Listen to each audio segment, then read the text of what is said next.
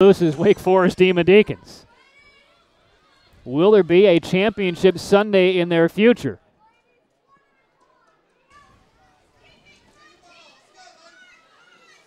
There we see some Carolina players on the sideline, an embrace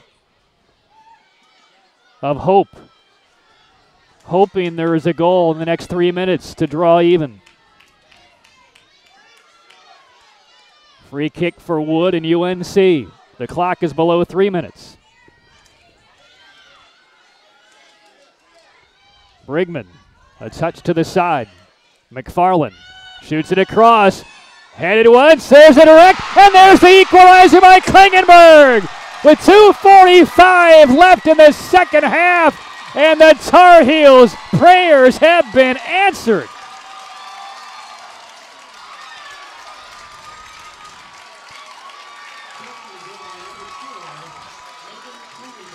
The senior from Gibsonia, Pennsylvania, 4-year starter, 5th goal of the season. And you know what I liked about that? Was right here, North Carolina doesn't try to go right at Jackie Logue. They take a different approach. They go far post in the air, they get a little header, and then Klingenberg says, I'm back here on the back post, I'll clean it up, and she does and gets the equalizer. But finally, North Carolina didn't try to just go right at Jackie Logue. They took a different approach, and it worked. Well, now the Tar Heels with 2:20 will try to pull an Indiana Jones here and reach into the chest, pull out the beating heart of the Demon Deacons. Can they get a steal of a goal in the final couple of minutes and win this in regulation? The Temple of Doom reference in soccer. I like it. Oh, yeah. 1-1 in Cary. And renewed energy and vigor for the Heels. The 60-game tournament unbeaten streak was hanging, dangling by a thread. And see now, we were talking to some ACC officials prior to the match, making sure we were all set to go with what happens should we go to extra time. I know you're well-versed in that now, right?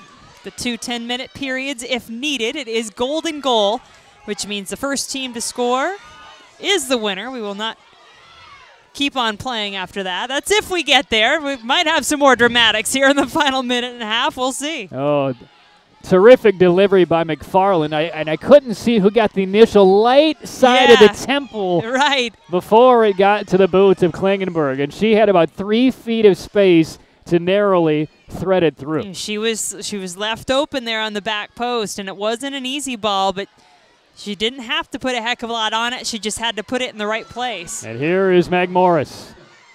Morris making a run, pitches it ahead. Oh, high. Fans it out. This is McFarland. Does she have luck on that right foot again? Oh, a bicycle attempt. Came out short. It was sort of a last-minute bicycle attempt by Allie Hawkins. She paid for it painfully when she hit the ground.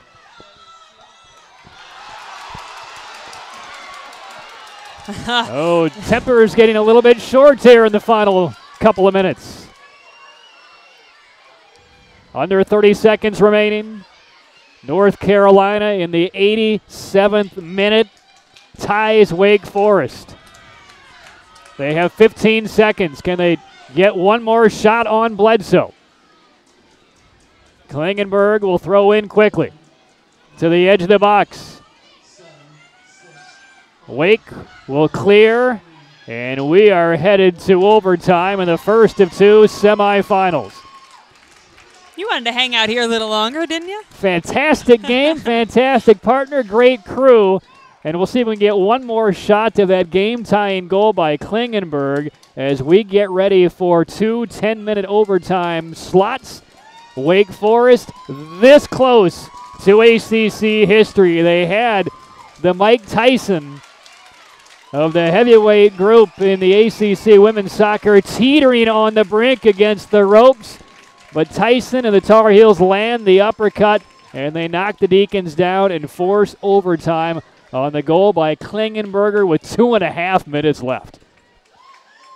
Klingenberg was a player North Carolina went to often in the first half. She was not nearly as active in the second half, and this certainly wasn't a play really designed for her. It was for whoever was going to fill that spot in the back post, and leave it to your senior to be there to finish it off. As we talked about earlier, this is a really young North Carolina team, and it's a veteran who puts herself in the right position and gets the goal her team needs. Now, when we were talking about Wake Forest, as they got the 1 goal earlier in the second half, they had been building to that goal of crescendo. North Carolina's game-tying goal, you really didn't see it coming because there was a lot of individualistic play as they were really pressing to get the equalizer. And it was finally getting away from that a little bit that allowed North Carolina to get a chance. Instead of trying to just beat somebody one-on-one, instead they send a great ball into the box. McFarland does, get a little header, and all of a sudden, you've got a chance inside the box, and you get a goal. Live streaming of this exciting game and all ACC championship events made possible by Haviland. For detailed information, results, and stories, visit ACC Championship Central at theacc.com/championships. Haviland, an official corporate partner of the ACC. We're not done yet. 90 minutes through. Wake 1, Carolina 1. Overtime from Cary next. In the Atlantic Coast Conference, we compete at the highest level. In victory or defeat, we support our competitors and treat opponents with respect. We excel athletically and academically. And together, we support each other and the ACC's tradition of excellence. Then, now, and always, we are the Atlantic Coast Conference.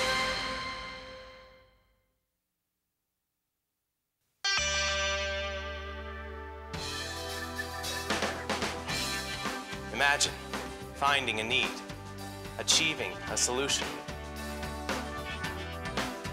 Identifying a problem. Discovering the answer. Joining a community. Finding yourself. Wake Forest University. Imagine what you can achieve. Haviland with Deposit Shield.